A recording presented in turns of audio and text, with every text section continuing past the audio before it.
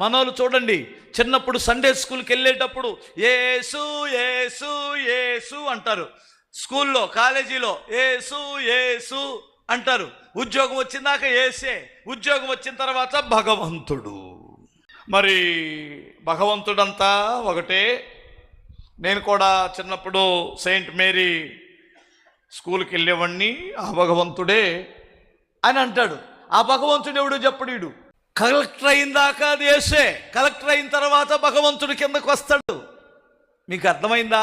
లోకస్తున్నాయి వీడికంటే. లోకస్తున్నాను యేసుక్రీస్తు వారు చాలా మరి ఆయన గొప్ప దేవుడు, ఆయన ప్రపంచవ్యాప్తంగా ఆరాధించబడుతున్న దేవుడు.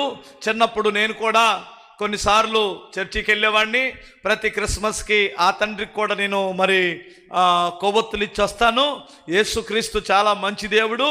ఆయన ఈ చెంప కొడితే ఈ చెంపను చూపించమన్నాడు, క్షమించమన్నాడు, శత్రువుని ప్రేమించమన్నాడని అన్ని జనులు చెబితే ఈడు చిన్నప్పుడు సండే స్కూల్కి వెళ్ళాడు, యూత్ మీటింగ్కి వెళ్ళాడు. ఇప్పుడు ఉద్యోగం వచ్చిన తర్వాత యేసు అనే పేరు చెప్పడు, భగవంతుడు అనే పేరు చెబుతాడు. భగవంతుడు ఏ భగవంతుడు రా? నువ్వు చెప్పిన భగవంతుడు ఎవడు? యేసు భగవానుడు అనొచ్చుగా. ఆ మాట అనడం.